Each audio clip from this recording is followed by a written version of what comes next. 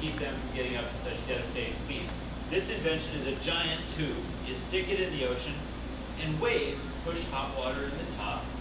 That water gets pumped down, mixes up with cold water below. What do you know? Everywhere there's hot water on top. It's cold water below. Put a few thousand of these things in the ocean, and you might be able to bring the surface temperature down enough to where a Cat 5 might be contained to a Cat 4, right? No doubt this would be like the largest construction project humans have ever undertaken, but it might cost vastly less than the damage from a hurricane. This doesn't solve earthquakes. What does? What does? I don't know. We haven't worked on earthquakes. We'll solve that next year. Ask the mosquito. Okay. Here's boats. Yeah, no boats. So here's an idea for reversing the effects of global warming. What's going on now is sunlight comes into the Earth's atmosphere, heats up these, actually bounces off the Earth in certain frequencies and heats up these greenhouse gases. Volcanoes often spit sulfur dioxide into the stratosphere 20 kilometers up. And what happens is it causes the Earth to cool a little bit because that sulfur dioxide reflects a little bit of sunlight before it gets to the Earth. This invention is a giant hose to the sky. That's it. It's a hose on helium balloons into the stratosphere that spits out sulfur dioxide exactly like a volcano would. We think one hose like this in the Arctic would be enough to restore Arctic ice to pre-industrial conditions, meaning restore Arctic ice to the levels it was before human activity started bucking. Right? It's just a garden hose. Okay, it might be a deluxe garden hose. So it's actually a pretty simple idea. Now the thing is, Very expensive. it's not very expensive. No? A lot of these geoengineering schemes immediately get discounted because they're so expensive.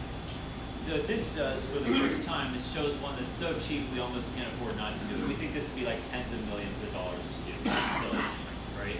How can I afford this? Not get a golf ball for that garden hose.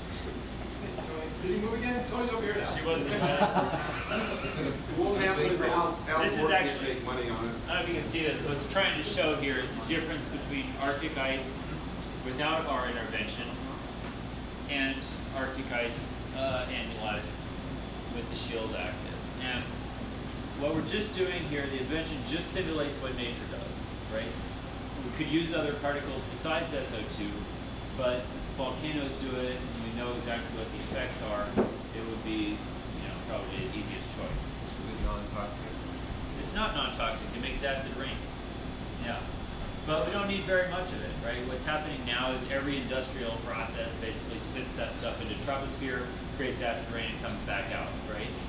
So what we want to do is divert, say, like 1% of that up higher.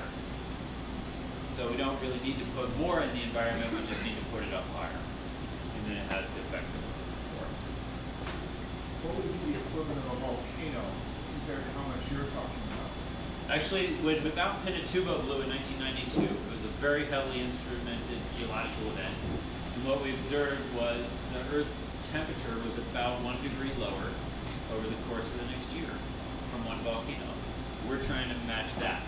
Same amount of gas. Basically, yeah. Basically, you put one hose could spit about the same amount as a volcano, bring the Earth's temperature down by maybe a half a degree or so.